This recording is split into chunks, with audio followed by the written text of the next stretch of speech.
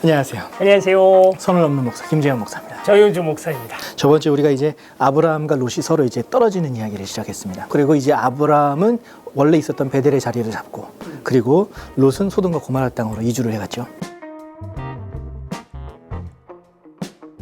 이제 소돔과 고모라가 많이 악한, 그러니까 윤리적으로 옳지 못한 길을 가던 그런 나라였다. 이게 이제 초기 청동기 시대거든요.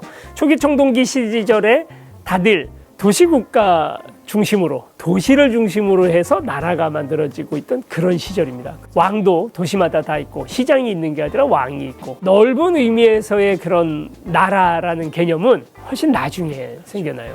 부족국가, 도시국가 요 정도가 딱 적당한 수준인 거죠. 그런 거죠. 그러다 보니까 이들 안에 알력이 굉장히 심할 수밖에 없습니다. 그렇죠. 그리고 서로의 부족들이 연합체를 이루기도 하고, 또는 어떤 이익 집단으로 서로 만나기도 하고 조공을 바치기도 하고 하면서 서로의 관계를 유지하면서 그래도 나름대로의 평화를 유지하는 방식대로 살아가고 있었을 거예요. 네.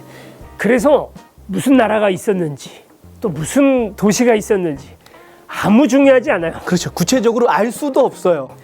베두인은 그 특성상 이런 거에 휘말리지 않습니다, 원래. 그런데 지금 롯이 정착해서 그 소돔 땅에서 살다 보니 휘말려 버렸어요. 그렇죠. 거기에서 이제 전쟁이 일어나기 시작한 거예요. 갑자기 끌려가는 포로 신세가 되어버렸어요. 이 얘기를 이제 아브라함이 이야기를 듣게 되거든요.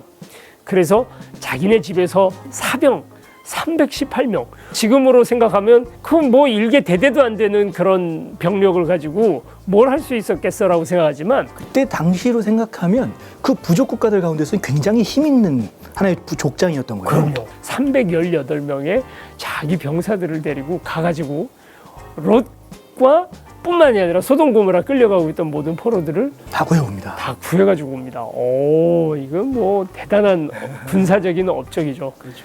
문제가 있습니다. 어떤 문제요? 기스비야 했죠.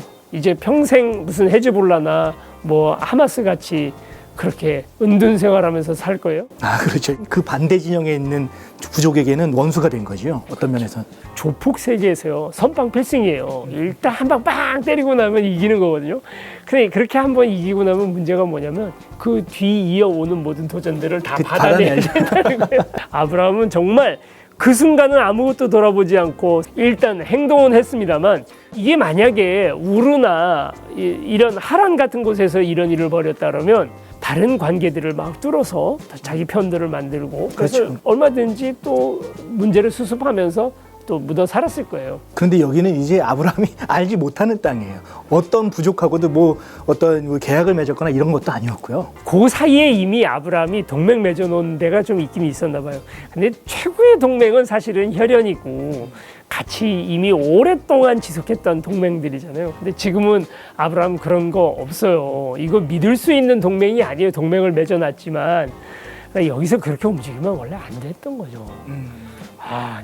이것도 하나의 신앙의 힘일까요? 근데 어쨌든 아브라함은 그렇게 해서 롯을 구해오죠. 구해옵니다. 롯 하나만 본 거예요, 아브라함은. 그러니까 그 부족 국가 간의 갈등이라던가 여기 이런 관계들을 본 게 아니라 롯 한 사람만 보고 그냥 데리고 간 거예요. 여기서 만약에 전리품을 자기 것으로 취했다, 그러면 아마 그돌라오멜 왕이라든지 이런 왕들이 저 새끼가? 이 완전 찍히는 얘기거든요. 이거 완전히 그냥 강도로 그냥 이렇게 취급받을 수 있었는데 아브라함이 그걸 다 포기해버려요. 다 줘버리고 사람들만 돌려주십시오. 롯만 돌려주십시오. 그리고 나머지는 다 가지고 가십시오. 라고 얘기하죠. 내 병사들이 먹은 밥만 계산해 주세요. 밥값만 계산을 했다니까. 이건 영수증 처리할게요. 요거만 좀 해주세요. 이래요.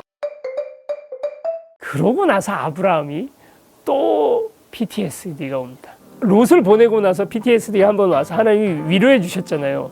근데 그날 밤에도 또 그 얘기를 해요. 하나님이 직접 찾아오셔서 아브라함을 위로하십니다. 우울증인가 이 양반? 아니 뭔가 욱하는 건 있어. 그래서 이게 의다 이러고 막 움직이고는 후회해. 내가 왜 그랬지? 이제 우린 다 죽었다. 이제 이런 생각을 하는 스타일이었던 것 같죠. 그러고 나니까 이제 하나님이 찾아오셨는데 그때 아브라함이 아예 물어봅니다. 나한테 보상이 뭡니까? 그걸 또 물어봐요. 그때 하나님께서 아브라함에게 이렇게 말씀하시죠. 아브라함아 두려워하지 말아라. 나는 너의 방패다. 내가 받을 보상이 매우 크다. 보상에 대한 생각을 하고 있었어요. 또 하나는 두려웠어요. 그렇기 때문에 하나님의 멘트가 이렇게 나가는 거예요. 두려워하지 마라. 그리고 네가 받을 보상은 나야. 전쟁을 해가지고 받았던 모든 전리품들을 다 줬지. 너의 보상은 나야. 근데 여기서 아브라함이 만족하지 못해요. 여기서 뭐라고 얘기하냐면 하나님, 주님께서는 저에게 무엇을 주시렵니까? 내가 너의 보상이, 내가 너의 방패라고 얘기했는데 이게 만족이 안 된 거야. 안 들려. 안 들려. 안 들려요. 내가 받을 보상이 뭡니까? 전 자식도 없습니다. 저의 재산을 상속받을 자식이라고는 다마스쿠스의 엘리에셀 뿐입니다. 그렇죠. 네, 진짜 하고 싶은 얘기는 그거였던 거지. 준다 놓고 뭘 줘? 아무것도 안 주고 있잖아 지금까지. 이게 뭐예요? 라고 이제 얘기를 했던 거죠. 그랬더니 하나님께서 장막으로 밖으로 데리고 나가서 하늘의 별을 봐라.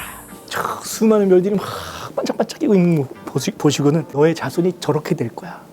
바닥에 모래알을 봐라.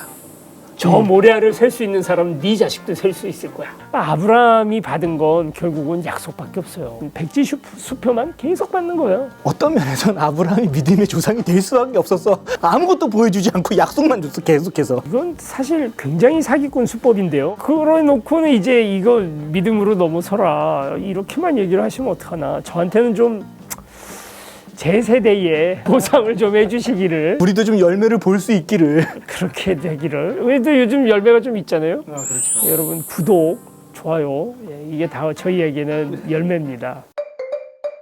그런 일들 하나하나가 또 아브라함의 신앙을 한 단계 올렸다라고 얘기할 수 있겠죠. 어쨌거나 믿음이라는 것은 눈에 보이는 것보다 그 약속을 붙들고, 사실 모든 것들을 다 셈하고 계산해 보면 롯에게 소돔과 고모라 땅을 줬어도 안 됐고, 롯을 위하여 누가 배신자인지 누가 우리 편인지 피아가 구분되지 않는 그 전쟁통에 뛰어들어갈 이유도 없어요. 아브라함이 믿음이 좋아가지고 그런 것들을 그냥 기쁨으로 다 수행했다.